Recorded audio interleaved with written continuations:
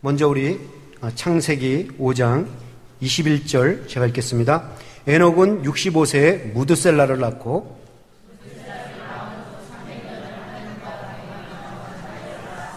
신명기 우리 11장 13절부터 15절까지 내가 오늘날 너희에게 명하는 나의 명령을 너희가 만일 청종하고 너희의 하나님 여호와를 사랑하여 마음을 다하고 성품을 다하여 섬기면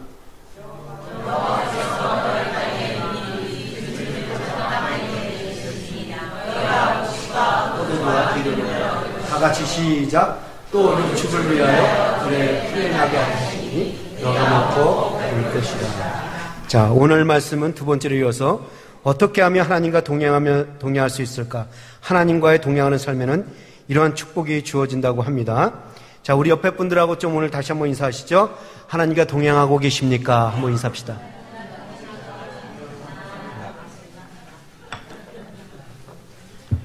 네, 우리 한번 얼굴에 지금 경직됐습니다. 우리 마음 편하게 하면서 옆에 분들하고 인사하시죠. 오늘 웬일로 이렇게 아름답습니까? 한번. 네.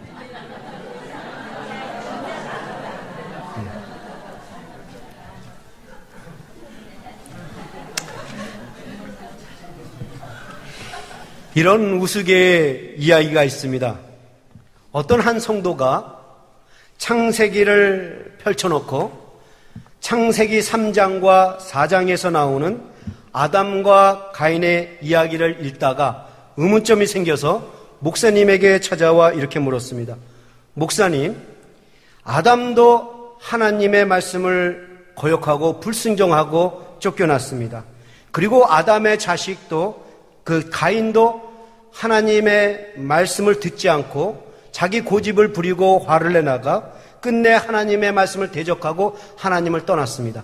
아담도 하나님에 대해서 불순종을 하고 가인, 그의 자식 가인도 하나님에 대해서 불순종을 했습니다. 이런 것을 볼 때 혹시 아담이 한국 사람이고 우리는 그의 후손이 아닐까요? 라고 물었습니다. 하도 황당한 질문을 해서 목사님이 이렇게 물었습니다. 왜 그렇게 생각하십니까? 라고 묻자 이 성도가 이렇게 말합니다. 한국 사람이 어느 민족보다 가장 고집이 세고 가장 자존심이 강해서 남의 말을 듣는 것을 싫어하고 충고하면 굉장히 기분 나빠하고 심지어는 아주 징글징글하게 말을 안 듣고 불순종하는 이 방골기질이 있는 사람들이 한국 사람이 아닙니까? 그래서 제 생각에는 아담이 한국 사람이고 우리가 그의 후손인 것 같습니다. 라고 말을 했습니다. 그러자 이 목사님이 그 대답을 듣고 눈을 지그시 감고 한참 생각하더니 이렇게 말했습니다. 성도님, 아담이 어느 나라 사람인지 그리고 그의 후손이 누구인지는 제가 어떻게 말할 수가 없지만 이것만은 분명합니다. 아담은 절대로 한국 사람이 아닙니다. 왜냐하면 아담이 한국 사람이었다면 뱀이 찾아와서 선악과를 따먹으라고 유혹했을 때 선악과를 따먹기 전에 먼저 뱀을 맛있게 잡아먹었을 것입니다. 그래서 아담은 분명 한국 사람이 아닙니다. 라고 말을 했습니다. 여러분, 참 우스갯 이야기죠. 우스갯 이야기지만 이 이야기 속에서 우리는 한 번쯤 생각하고 고민할 필요가 있습니다. 어느 민족이 가장 고집이 센가? 이것이 문제가 아니라 모든 민족들은 다 고집이 있고 고집이 세고 자존심이 있고 자존심이 강하고 말을 안 듣고 불순종하는 이 방골기질들이 다 있다라는 것입니다. 왜 그렇습니까? 하나님을 안 믿는 세상 사람들에게는 자아가 강하기 때문에 그렇습니다. 누구에든지 다 자아가 있지만 하나님을 믿지 않는 사람들이 자기 자아가 강하고 자기 고집이 강하고 심지어는 죄를 짓고자 하는 죄성이 있기 때문에 그렇습니다. 그래서 하나님께서는 가인에게 이렇게 말씀하신 것이 아닙니까?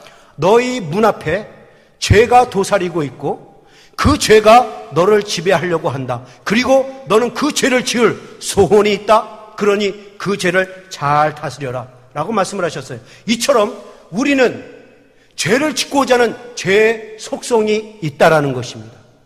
우리 모두에게는 가르치지 않아도 저절로 죄를 짓는 이 속성이 있어요. 그래서 우리가 이 죄를 짓고자 하는 이 죄 소원, 이 속성을 뽑아내지 않고서는 우리는 내 고집대로 살 수밖에 없고 내 마음대로 살 수밖에 없고 내 뜻대로 살 수밖에 없다라는 것입니다. 내가 죄를 짓고자 하는 이체성을 뿌리 뽑아야만 내 고집대로 살지 아니하고 내 생각대로 살지 아니하고 내 마음대로 살지 아니하고 하나님의 뜻대로 하나님의 말씀에 순종하며 살 수 있다라는 것입니다. 이런 상황으로 볼 때에 여러분 이 사실을 아십니까? 죄를 짓고자 하는 죄의 소원 가운데 머물러 있는 사람들은 죄를 짓는 것이 편합니다. 오히려 죄를 짓는 것이 재밌고 즐겁고, 그러나 하나님의 말씀대로 사는 것은 불편하고 힘들고 어렵습니다. 반면에 죄의 소원을 다스리고 하나님의 말씀대로 살려고 하는 사람들은 죄를 짓고 사는 것이 불편하고 괴롭지만 하나님의 말씀대로 사는 것은 기쁘고 즐겁습니다. 기도하면서 사는 거, 말씀 보면서 사는 거, 하나님의 일을 하면서 살 때에는 그렇게 행복스럽고, 그렇게 사는 자기 자신의 인생을 볼 때 참 보람을 느끼고 사는 것에 의미와 가치를 찾습니다. 그러니까는 우리가 어디에 머물러 있느냐에 따라서, 내가 죄를 짓고자 하는 그 죄의 소원 가운데 머물러 있느냐, 아니면 죄의 소원을 다스리고 하나님의 말씀을 지키는 그 삶 가운데 있느냐에 따라서 행복과 기쁨이 주어지는 곳이 다를 수 있다는 것입니다. 행복과 기쁨을 누리는 곳이 다를 수 있다는 거예요.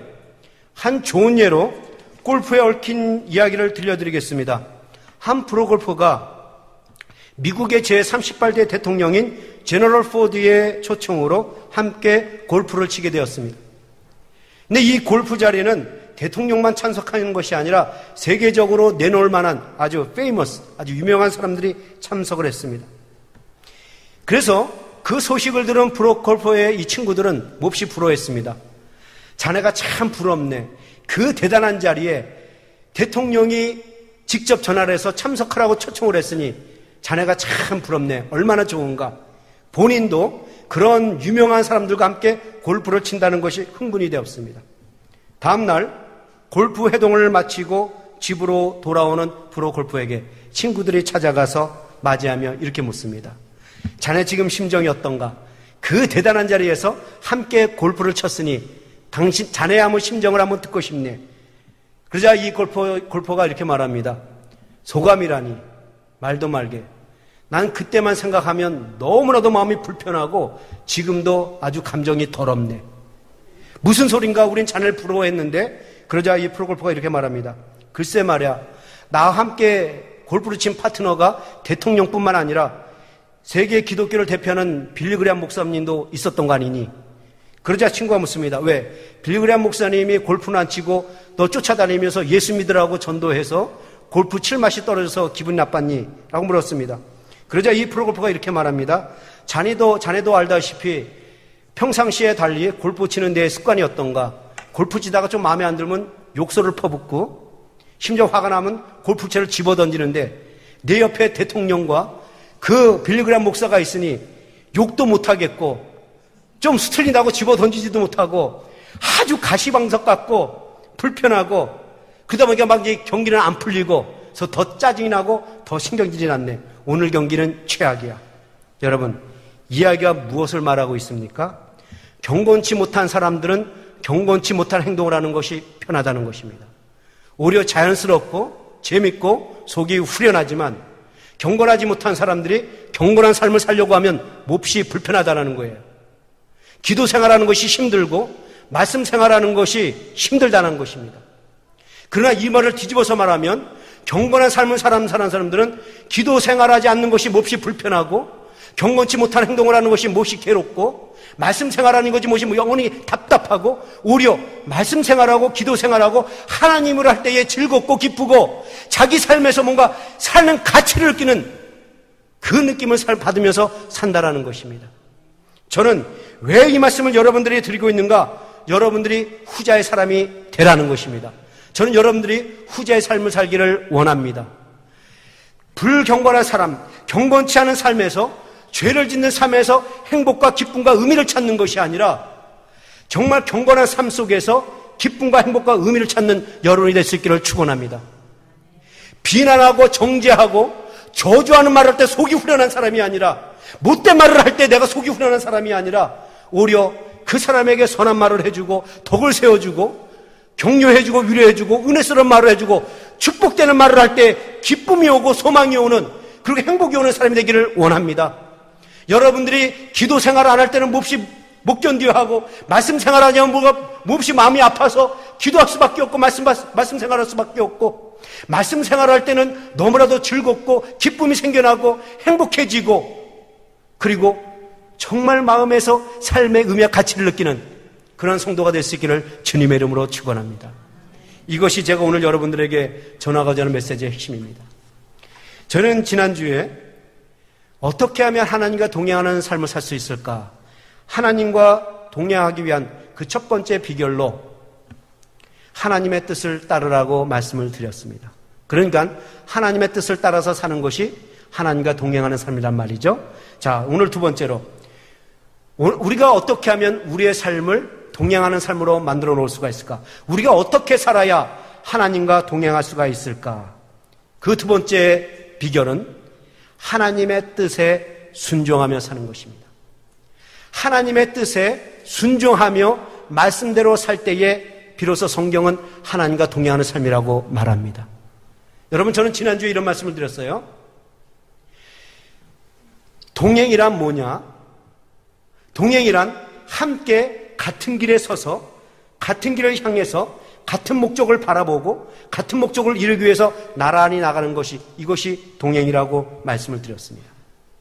그러니까 하나님과 동행한다는 말이 뭐냐? 하나님과 동행한다는 것은 하나님과 함께 같은 길에 서서 하나님이 바라보는 것을 나도 바라보고 같은 길을 향해서 같은 목적을 이루기 위해서 나란히 나가는 게, 이게 동행이란 말이죠.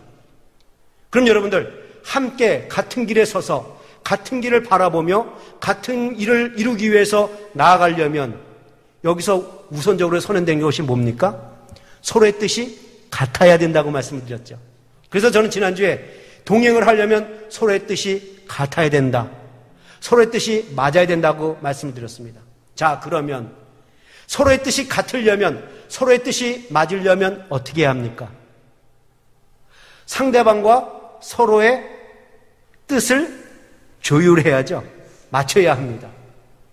이것을 상호간의 조율이라고 합니다. 그러니까 이런 거예요. 제가 여러분들과 함께 나란히 동행해서 나가려고 해요. 여러분들도 저와 함께 한 길을 향해서 나아가려고 합니다. 그럼 가장 먼저 해야 될 것이 뭡니까? 서로의 생각을 내어놓고 서로의 뜻을 말하고, 그래서 서로의 의견을 절충해서 서로의 동의를 구한 다음에 조율해서 나가야 합니다. 그러니까 먼저 서로의 뜻을 맞춰야 한다는 것이죠. 자, 예를 들어서 우리 교회에서 매일같이 아니면 매주같이 정기적으로 모여서 기도회를 가지려고 합니다. 그러면 어떻게 해야 합니까? 같이 함께 만날 수 있는 그 날짜와 시간과 장소를 말하고 그 의견을 절충해서 동의를 구해야만 비로소 그 정기적인 기도회 모임을 갖지 않습니까? 우리가 예배 드릴 때에 어떻게 예배를 드리는 것이 좋은지, 언제 예배 드리는 것이 좋은지, 성경 공부는 언제 하는 것이 좋은지, 식사는 언제 하는 것이 좋은지, 여행할 때에도 언제 떠나는 것이 좋은지, 어디로 가는 것이 좋은지, 어떻게 가는 것이 좋은지, 비행기로 갈까? 아니면 차로 갈까? 또 며칠 묵는 것이 좋은지, 언제 밥을 먹고 언제 쉬고 언제 출발할까? 이런 서로의 의견이 맞고 절충이 되고 동의가 돼야 나란히 갈 수가 있다는 것입니다. 그런데 하나님과의 동의는 좀 다르다는 것입니다. 하나님과의 동행은 좀 달라요. 하나님과 동행하려면 이거는 일방적이라는 것입니다. 하나님이 뜻을 정하고 뜻을 제시하면 우리는 따라가는 게, 이게 하나님과의 동행이라는 것입니다. 사람과의 동행은 서로의 의견을 내놓고 서로의 의견을 절충하고 동의를 구해야 같이 나가는 게 이게 사람과의 동행이지만, 하나님과의 동행은 하나님과 나 사이 서로의 의견을 교환하거나 서로의 의견을 절충하거나 서로의 의견을 이렇게 동의를 구하는 것이 아니라 하나님이 뜻을 정하고 뜻을 보여주고 하나님이 그 뜻의 계획에 따라서 짠 스케줄에 따라서 우리는 그냥 무조건 순종하고 나아가는 것이, 이것이 하나님과의 동행이라고 성경은 말합니다. 이해가 가시겠습니까? 하나님과의 동행은 뭐냐? 무조건 내 뜻을 하나님의 뜻에 맞춰서 가야 하는 것이라는 것입니다. 이게 동행이에요. 그럼 왜 우리는 내 뜻을 내려놓고 무조건 내 뜻을 하나님의 뜻에 맞춰서 나가야 하는가? 그 이유는 첫째, 우리는 불완전하고 하나님은 완전하시기 때문에 그렇습니다. 여기에 동의하십니까? 예, 우리는 불완전하고 하나님은 완전하십니다. 또한 우리는 하나님의 뜻을 이루기 위해서, 하나님의 목적을 이루기 위해서 만들어진 존재이기 때문에 그렇습니다. 하나님께서 자신의 뜻을 이루기 위해서, 자신의 목적을 이루기 위해서 우리를 창조하셨단 말이죠. 우리가 왜 이 세상에 태어났느냐?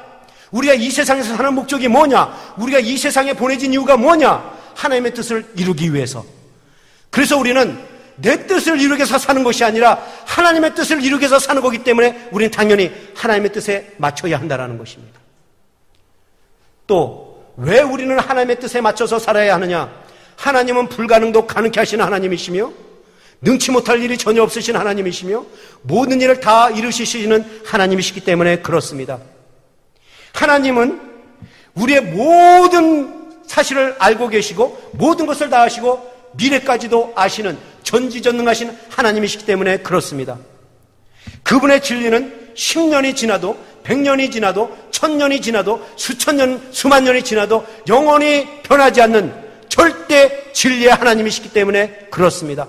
왜 우리는 하나님의 뜻을 따라야 하는가? 그분은 언제나 동일하시고 한치의 오차도 없고 한시의 실수도 없고 과거도 그분의 뜻대로 되어진 것처럼 현재도 그분의 뜻대로 되어지고 있고 앞으로도 그분의 뜻대로 되어질 것이기에 우리는 하나님의 뜻대로 사는 것이 더 합당한 삶이요, 바람직한 삶이요, 정확한 삶이요, 지혜로운 삶이라는 것입니다.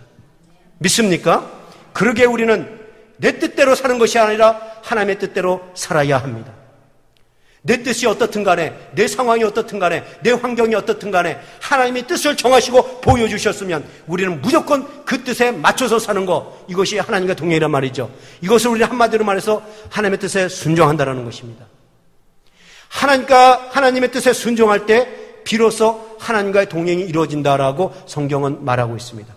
그러므로 사랑하는 성도 여러분, 여러분들이 정말 하나님과 나란히 동행하기를 원하십니까? 그렇다면 하나님과 동행하려면 이 생각을 먼저 가슴에 품으셔야 합니다.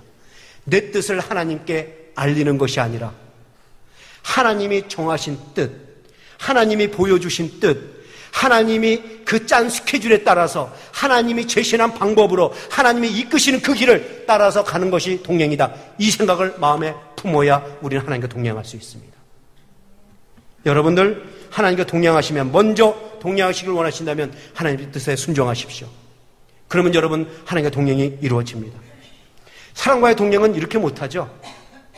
만약 누군가가 찾아와서 이렇게 말한다고 칩시다. 오늘 나랑 동업하자. 앞으로 너와 나랑 이제 동업했으면 좋겠다. 그런데 나와 동업을 하려면 조건이 있어. 네 뜻은 없어. 무조건 내 말 듣고 내 뜻대로 해야 돼. 라고 말을 한다면 뭐라고 대답하겠어요? 그게 동업이냐? 나를 부하로 놓고 부려먹으려는 속셈이지.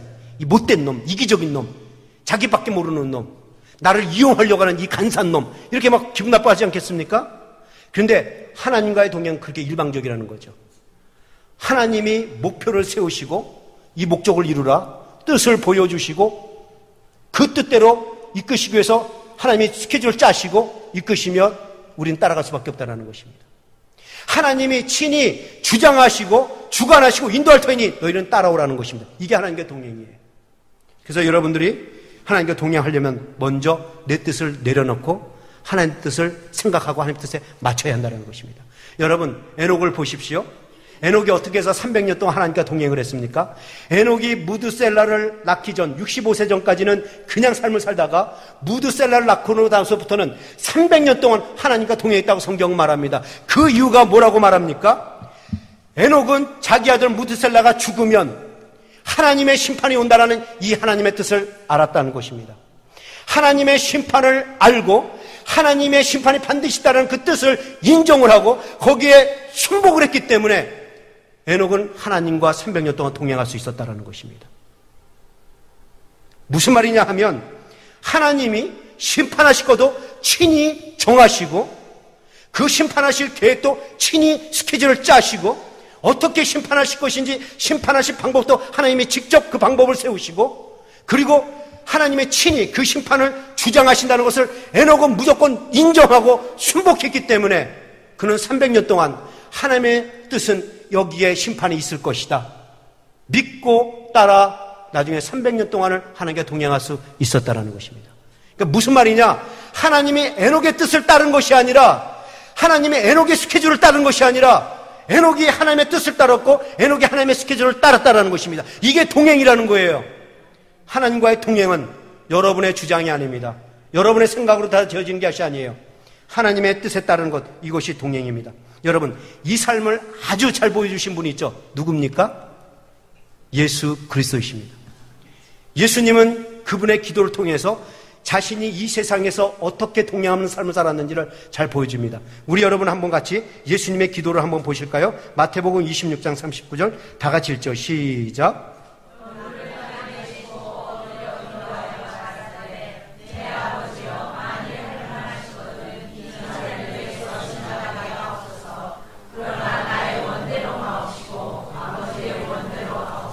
내 뜻대로 마옵시고 아버지의 뜻대로 하옵소서. 여러분, 이 기도는 예수님께서 잡히시기 전날 밤 겟세마네 동산에서 하신 기도입니다. 이 기도를 보면 예수님이 이 땅에서 어떠한 삶을 살았는지를 잘 드러내고 있습니다.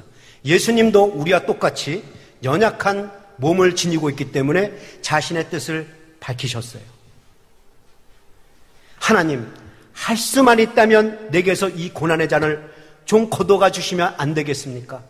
십자가에서 못 박혀 죽는 것이 너무 고통스럽고 고통스러워서 이 고난의 십자가를 꼭 짊어져야 합니까?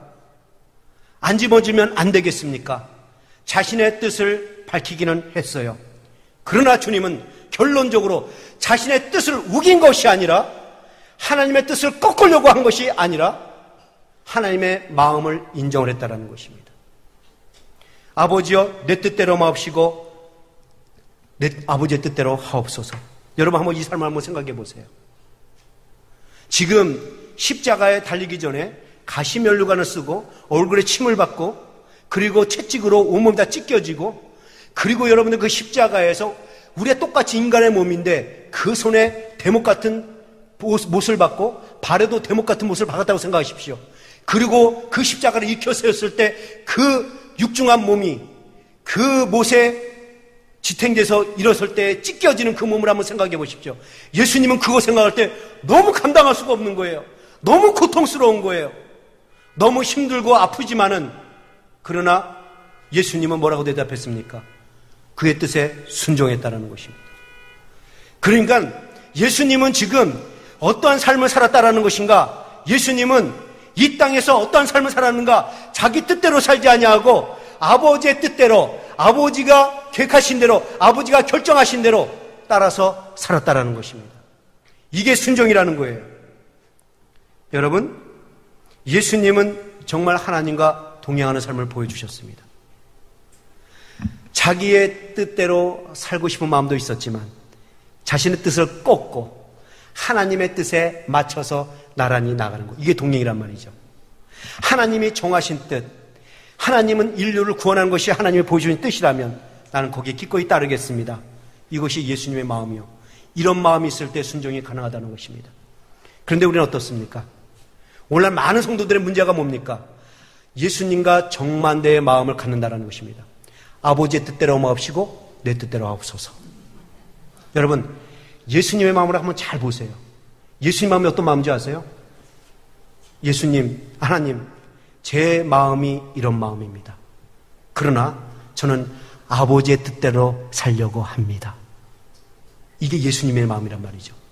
그런데 우리의 마음은 어떻습니까? 아버지의 뜻 잘합니다. 아버지의 마음 잘합니다. 그러나 내 뜻은 이겁니다. 좀 하나님께서 내 뜻을 좀 이해해 주시고 헤아려 주시고 좀 도와주세요. 자기 뜻이 이루어지기를 간절히 바라는 마음이 우리에게 있기 때문에 이 동행이 안 되고 있다는 것입니다. 여러분, 내 뜻을 내세우는 그 순간부터 동행은 불가능합니다. 많은 사람들이 이렇게 생각해요. 자기가 기도한 대로 되어지면 하나님은 좋으신 하나님, 하나님은 살아계신 하나님. 그러나 자기가 기도한 대로 되어지지 않으면 이거는 하나님은 살아계신가? 라든가, 기도해도 소용없네, 안 들어주시는데. 이게 우리의 마음이라는 겁니다. 여러분들 이 사실 아십니까? 기도의 침묵이 기도의 응답이라는 사실 아십니까? 침묵도 응답이에요. 하나님께서 아직 때가 아니라서 침묵할 수도 있고 주기를 원치 않아서 그거 주면 안 되기 때문에 노하기 위해서 침묵할 수도 있다는 것입니다. 근데 우리는 내 뜻대로 돼야만 하나님이 좋으신 하나님이요, 내 뜻대로 돼야만 하나님이 살아계신 하나님이요, 내 뜻대로만 되어야만 하나님이 나와 함께 하시며 나와 동행한다고 생각한다는 거예요. 많은 성도들의 생각이 뭐냐?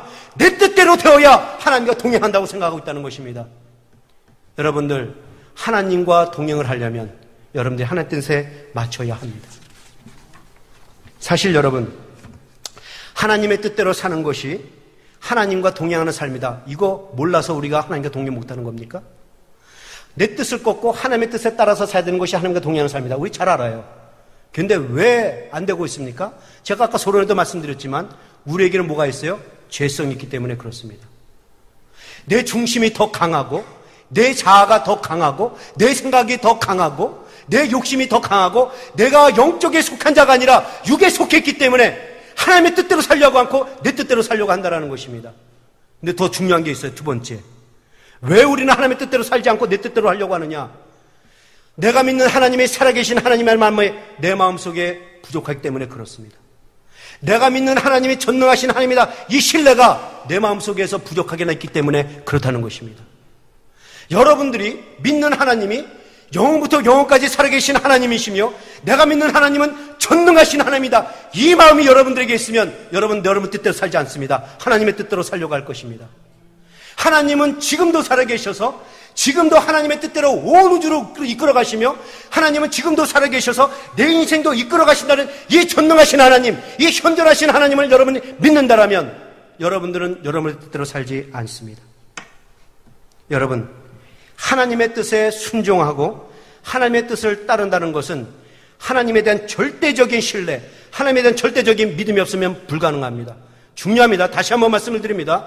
여러분들이 하나님 앞에 순종하고 하나님께 뜻을 따르는 것은 하나님에 대한 절대적인 신뢰가 없으면 불가능합니다. 에녹이 하나님과 동행했다. 이 말은 에녹이 온전하게 하나님을 믿었다라는 얘기입니다. 에녹은 온전하게 하나님이 심판하시고자 그 뜻을 믿고 그 뜻에 순복했기 때문에 300년 동안 동행했단 말이죠. 여러분들, 그래서 히브리서 기자는 히브리서 11장 5절에서 이렇게 말했어요. 우리 한번 다 같이 읽어볼까요? 다 같이 시작.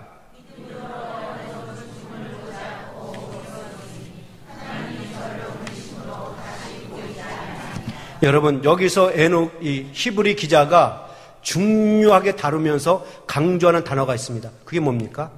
에녹은 죽음을 보지 않고 하늘 도성으로 옮겨졌다? 이 말하기 위해서입니까? 에녹은 죽지 않고 하나님의 품에 안겨져서 하늘 도성으로 옮겨졌다. 이 말을 지금 하는 것입니까? 에녹이 여기서 강조하는 것은 믿음으로, by faith, 믿음으로. 에녹은 온전하게 하나님을 믿었기 때문에 이 땅에서 죽음을 보지 않고 하나님께 들려져 하늘 도성으로 갔다. 이 얘기를 하는 것입니다. 에녹이 믿음으로 살았더니 이 땅에서 들리워져 하나님 품으로 갔다. 이 얘기를 하는 것입니다. 믿음으로 살았더니 히브리 기자는 이것을 지금 얘기하는 거예요. 근데 히브리 기자가 이 믿음이라는 단어를 왜 이런 얘기했느냐? 창세기 5장에 이렇게 얘기합니다. 에녹이 하나님과 동행함으로 죽음을 보지 아니하고, 근데 히브리 기자는 믿음으로 에녹은 죽음을 보지 아니하고, 그러니까 지금 창세기 말하는 이 하나님과 동행을 히브리 기자는 믿음으로 얘기했다라는 거예요. 다시 말해서 하나님과의 동행이 가능하려면 하나님을 온전히 믿어야 한다는 것입니다. 하나님을 온전히 믿어야만 하나님과의 동행이 가능해요. 여러분들이 하나님을 불순종하거나 아니면 하나님에 대한 신뢰가 없다면, 하나님에 대한 믿음이 부족하다면 동행은 불가능합니다. 여러분, 그렇지 않습니까? 여러분, 한번 생각해 보세요. 단둘이서 으슥한 골목을 지나갑니다. 근데 둘이서 믿지를 못해요. 신뢰하지 못해요. 불신해요.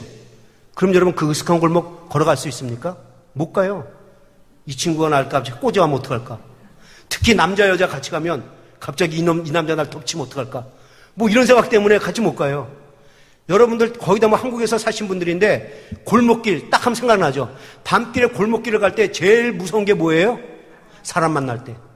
저기서 사람이 탁 나타나면요, 벌컥 겁먹어요. 왜 그렇습니까? 그 사람을 믿지 못하기 때문에. 그 사람이 나를 보호해 줄 거다. 저 사람 참 좋은 사람이다라고 여러분 확신이 있으면 안 무서워요. 그런데 사람을 딱 보는 순간에 저놈이 나한테 와서 꼬지면 어떡하지? 이 순간에 하면 여러분 그 길 못 갑니다. 저도 그 길 못 갔어요. 뺑 돌아가지고 아니면 누구 불러내갖고 같이 들어가든가. 이게 사람 마음이죠. 왜? 믿지 못하면 동행은 불가능합니다. 여러분들 동업도 마찬가지죠. 동업을 하는데 내가 이 사람하고 동업을 해요. 근데 어느 날 보니까 어저께 매상이 한 5,000불 된 것 같은데 이 사람이 3,000불밖에 안 된다고 얘기해. 나는 분명히 어저께 매상이 5,000불인 것 같은데 저놈이 지금 3,000불이라고 얘기했네. 2,000불을 떼먹었나? 이런 불신 갖게 되면 동업은 깨지게 돼 있습니다. 동업할 때 불신은 동업을 불가능하게 만듭니다. 부부에 간 것도 그렇죠. 남편이 좀 일을 하고 늦게 퇴근했어요. 근데 아내가 말이 저놈이 작은 집에 갔다 온 거 아닌가? 라든가 아내가 좀 이쁘게 화장하고 나면 웬 노팽이를 만나러 나가는지 이런 생각하지면 이 가정은 깨지는 거예요. 그러니까 무슨 말이냐? 신뢰가 깨진 곳에는 동행이 불가능하다는 것입니다. 신뢰가 깨진 곳에는 동행이 존재할 수 없어요. 여러분들 하나님의 뜻에 따라 동행하려면 먼저 하나님을 믿어야 합니다. 살아계신 하나님, 신실하신 하나님, 전능하신 하나님을 믿어야 하나님의 뜻을 따를 수가 있어요. 여러분들이 일자리를 구합니다. 그래서 일할 직장을 찾았는데 두 군데를 찾았어요. 근데 한 직장은 한 달 월급을 5,000불이나 줍니다. 근데 이 직장은 주일날 쉬지 않아요. 그래서 주일 예배를 드릴 수가 없습니다. 신앙생활 할 수 없게 만들었어요. 그런데 다른 직장 하나인데 여기는 1,000불밖에 안 줘요. 한 달 월급이. 그런데 주일날 쉬어요. 여러분들은 어디 택하겠습니까? 이게 100불, 200불 차이 나면 갈등하지 않습니다.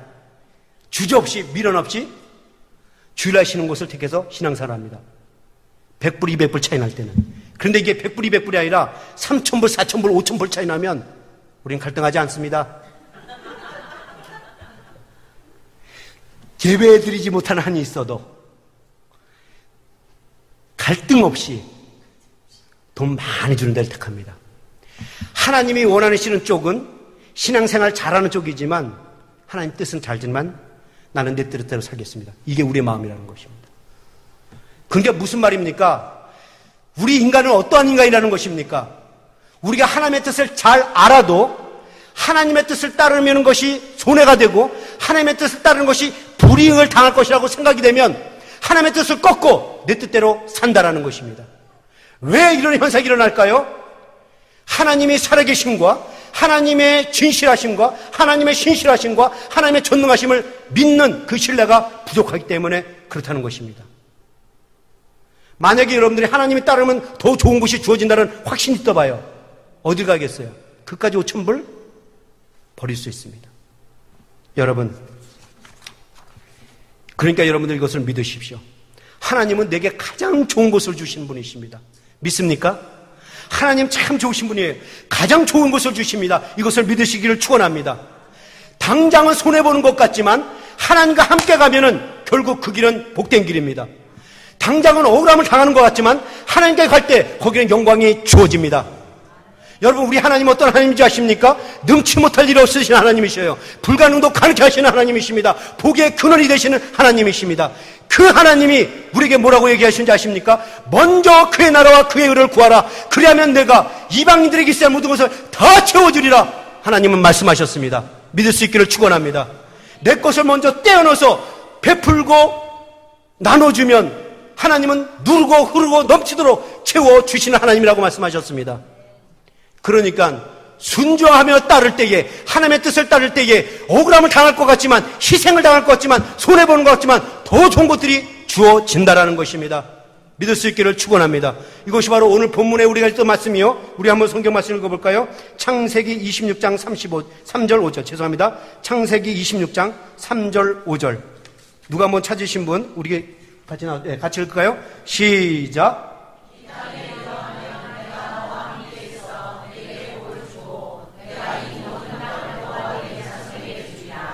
내가 내 아버지의 맹살 그것을 이루어 내 자손을 하늘의 별과 같이 번성케 하며 이 모든 땅을 내 자손에게 주리니 내 자손을 인하여 천함. 자, 지금 엄청난 복을 얘기하고 있습니다. 근데 그 이유가 뭐냐? 이는 you, why, the reason is that 이렇게 얘기해요. 이는 아브라함이 내 말을 순종하고 내 명령과 내 계명과 내 율례와 내 법들을 지켰습니다. 하나님의 뜻을 따른 자에게는 이 복된 축복이 있다는 것입니다. 또 하나 볼까요? 우리 그 다음 말씀 우리 신명기인가요? 보시죠. 예, 신명기 1장 36절 다 같이 했죠. 시작. 오직 여분의 아들 갈렙은 온전히 여호와를 순종하였은즉 그는 그것을 볼 것이요 그가 밟은 땅을 내가 그와 그의 자손에게 주리라. 여러분, 하나님의 뜻을 따르며 손해볼 것 같지만 오히려 하나님은 더 큰 것을 주신다는 것입니다. 여러분들이 하나님의 뜻을 따르면 하나님의 축복을 볼 뿐만 아니라 저 영원한 천국까지 볼 자격을 주십니다. 우리 하나님 어떤 하나님입니까? 내가 믿는 하나님은 내가 내 형편을 아는 것보다 하나님은 더 잘하십니다. 하나님은 나보다 나를 더 사랑하시는 하나님이십니다.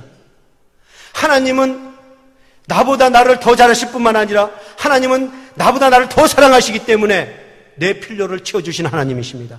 하나님은 나보다 더 지혜로우시며 그 권능과 권세와 능력이 뛰어나시며 하나님은 오늘도 이 순간에도 이끄시는 그 하나님이 내 삶을 이끌어 가십니다.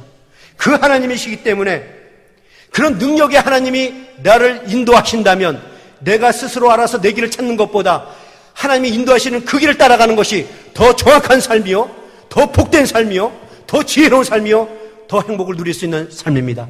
믿을 수 있기를 축원합니다. 여러분, 하나님은 참 좋으신 하나님이세요.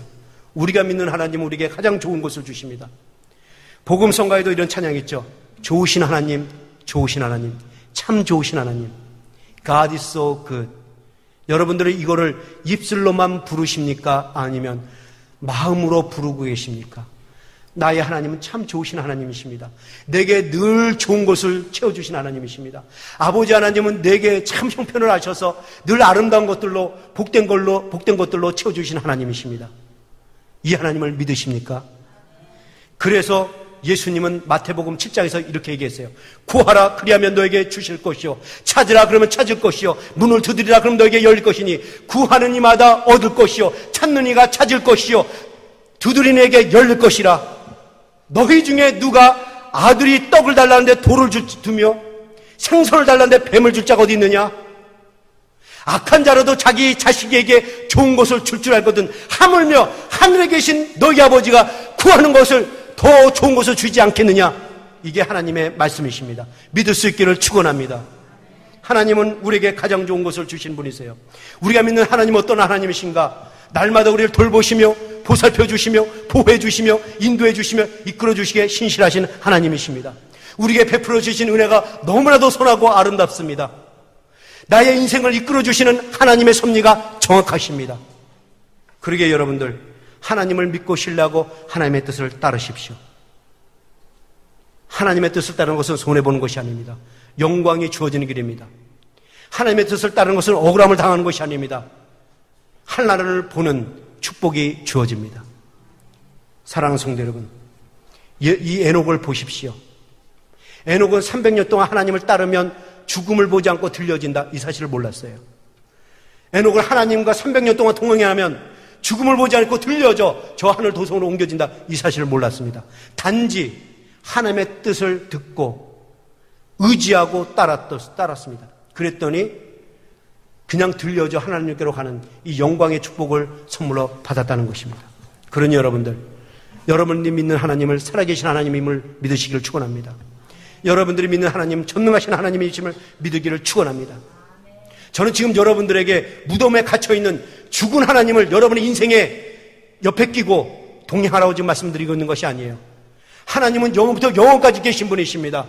아브라함과 함께 하셨고 요셉과도 함께 하셨고 베드로, 바울과도 함께 하셨습니다. 그 아브라함과 함께 하셨던 하나님이, 요셉과 함께 하셨던 하나님이, 에녹과 함께 하셨던 하나님이 지금 우리와 함께 하시며 함께 숨을 쉬며 우리를 인도하고 계시다는 것입니다. 그 하나님을 믿고 신뢰하라는 것입니다. 사랑하는 성도 여러분, 왜 우리가 성도다운 삶을 살지 못할까요? 이 현존하신 하나님 믿지 않기 때문에 그래요. 전능하신 하나님에 대한 믿음이 부족하기 때문에 그렇습니다. 만약 여러분들이 하나님의 불꽃 같은 눈으로 나를 지켜보신다라고 생각한다면 여러분들은 함부로 살지 않습니다. 제멋대로 살지 않아요. 만약에 여러분들이 정말 하나님이 불꽃 같은 눈으로 내 인생을 들여다보시고 내 생각과 내 마음과 내 행동을 감찰하시며 거기에 따른 대가를 지불할 것이다. 여러분 이 믿음이 있으면 여러분들은 함부로 살지 않습니다. 내가 이렇게 살면 안 되지. 죄를 좀 멀리하며 살아야지. 좀 구별된 삶을 살아야지. 좀 세상 사람과 구별된 삶을 살아야지. 거룩한 삶을 살아야지. 내가 이렇게 말씀 안 보고 살면 되겠나? 내가 이렇게 기도 생활 안 하면 되겠나? 그래, 우리 교회 이제 수요 집회도 있고, 금요 집회도 있고, 이렇게 토요 집회도 있는데, 나와서 좀 기도도 하고 좀 그래야지. 이런 좀 도전을 받아야 되지 않겠습니까? 여러분, 이런 경각심이 어디서 오느냐? 자신을 이렇게 조율하는 이 마음이 어디서 오느냐? 하나님은 살아계셔서 불꽃 같은 눈으로 우리를 보시고, 거기에 따른 보상을 지불하신다는 것을 여러분들이 신뢰하면 이렇게 살 수 있습니다. 여러분들, 우리가 화투를 치고, 포커를 하고, 술 한 잔 걸친다고 해서 하나님의 형벌 받지 않습니다. 천국에 못 들어가는 것이 아닙니다. 그런데 우리는 여러분 화투로 포카로 도박하지는 않습니다. 수리에 만취해서 살지는 않습니다. 왜 그렇습니까? 못해서 안 하는 겁니까? 하나님이 싫어하신다고 생각하기 때문에. 하나님의 백성들이 문란하게 타락한 삶을 사는 것을 싫어하신다는 이 생각 때문에 우리는 안 한 겁니다. 그러니까 여러분들이 하나님 화투 치시는 거 좋아하신다 그러면 하세요. 여러분들이 화투 치면서 돈 따는 거 좋아하신다 그러면 하시면 돼요. 술 취해서 해롱해롱되는 거 흥성수사하는 거 하나님이 좋아하신다 그러면 하시면 됩니다. 전 보장하지 않겠어요. 그러니까 제가 무슨 말이냐, 경건한 삶을 살고 살지 않는 것의 차이는 살아계신 하나님, 전능하신 하나님을 믿고 믿지 않는 차이에 있다는 것입니다. 여러분들이 나의 지금 하나님이 불꽃 같은 눈으로 이 시간에도 여러분들 지켜보신다고 생각한다면 여러분들 함부로 살지 않습니다. 내 행동과 내 말과 내 삶을 하나님 보시기에 아름답게, 기쁘게, 경건하게 세워놓습니다. 여러분들, 오늘 이 에녹의 본문을 이제 정리하려고 합니다. 여러분 잘 보세요. 에녹은 65세 전까지는 그냥 살다가 65세 이후로부터는 하나님과 동행하는 삶을 살았어요. 왜 그랬습니까? 하나님의 뜻을 알았기 때문에. 하나님이 심판하실 것을 믿었기 때문에. 거기에 순종했기 때문에 그는 그 다음부터 300년 동안 동행하는 삶을 살았어요. 지금 이 순간에도 여러분들은 그냥 지나가는 사람이 있고 하나님과 동행하면서 사는 사람이 있습니다. 만약에 하나님이 불꽃 같은 눈으로 나를 보시나 이 현존하신 하나님을 믿는다면 여러분들 이 순간에도 동행하면서 살아야지. 이 결단하지만 오늘 왜 예배 시간이 이렇게 길어? 빨리 끝내야 되는데. 이 생각하고 계시면은 여러분들은 아직 오늘 하나님 불꽃 같은 눈으로 지금 날 지켜보신다는 걸 마음에 두지 않는 거예요. 사랑하는 성도 여러분, 말씀을 마칩니다. 저는 여러분들이 현존하신 하나님을 믿을 수 있기를 축원합니다. 전능하신 하나님을 믿을 수 있기를 축원합니다. 그분은 지금도 살아계셔서 이 예배 자리에 함께 하시며 이 예배를 받으시기를 원하시고 역사하기를 원하십니다. 여러분 심령 속에 지금 임재하셔서 여러분의 예배를 받기를 원하십니다. 지금 하나님은 여러분의 가정에도 함께 하시며 여러분의 일한 곳에도 함께 하시며 여러분들이 무릎 꿇고 기도하는 그 골방에도 함께 하시며 역사하시기를 원하십니다. 하나님은 여러분들이 구제하고 헌신하고 주일하는 그 손길에도 함께 하시며 역사하시며 능치 못할 게 없게 하십니다. 여러분 오늘 믿고 그 전능하신 하나님과 현존하신 하나님을 믿고 여러분 모두 동행하는 삶을 살아 주님께서 약속하신 이 축복을 누리며 사는 복된 성도가 될 수 있기를 주님의 이름으로 축원합니다. 기도하시겠습니다.